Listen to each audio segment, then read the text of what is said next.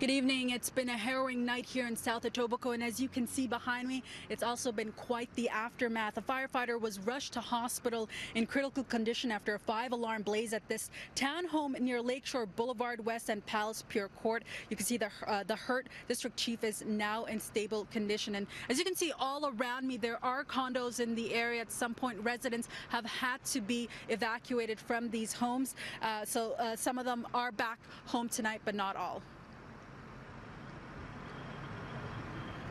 This is one of the videos taken by an area resident who was captured, smoke and flames blasting out of the townhome. Toronto police say they received multiple calls for a balcony fire around 6:15 this evening. At the height of the blaze, as many as 46 fire trucks were on the scene. Fire Chief Matthew Pegg says the injured firefighter did not get hurt in the course of fighting the fire, but while working on scene. No other injuries were reported. A man who lives in one of the townhomes says he wasn't home at the time of the fire, but 4 of his pets were rescued from the blaze. Still missing, though, is his 9-year-old cat.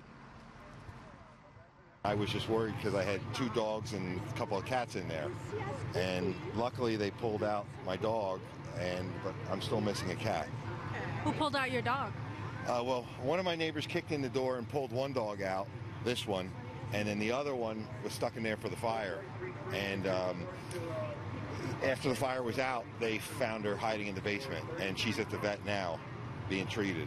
Apparently it started right here in the first one, and it went right over into my roof and, and beyond. But from what I understand, it's just mainly the first one and the second one. They said I have no ceiling, and the whole top floor is pretty much gone. It's just as horrible as it looks. And it was so smoky around here that actually I just ran with my son so I didn't affect his breathing at all. Quite a few people were running down the street at that time, and some of them were crying. And I do want to bring in Chief Matthew Pegg with Toronto Fire. First of all, you've been both here at this scene and St. Joseph's Hospital. How is the firefighter in hospital doing tonight? Yeah, I have. I was here initially, and then I've been to St. Joseph's to meet with our district chief and his family. Very, very pleased to report that the medical team at St. Joseph's have listed him now in stable condition.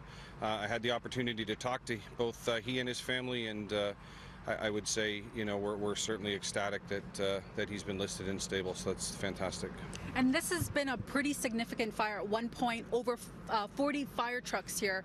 Talk to us a little bit about how big of a fire this was and how long it took the crews to control it. Sure. So we were notified of this around 6:30 this evening. It escalated through, as you know, we operate in alarm levels, so this went as high as a 4th alarm. Our protocol, at the point where the district chief suffered the medical incident, our command team declared a mayday.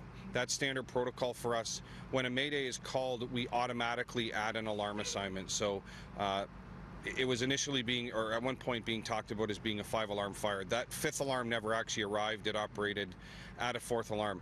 Very complex fire. The crews encountered a very difficult operation here. Accessing it's an interesting design here, so accessing is a little bit of a challenge, and they faced a very difficult fire, but fantastic.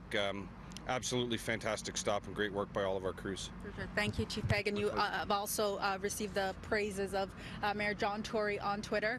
So the fire chief also tells me that the Ontario Fire Marshal has also been called in. This investigation is ongoing, and you can see the crews are still here tonight. They will continue to stay here throughout the night for the fire watch.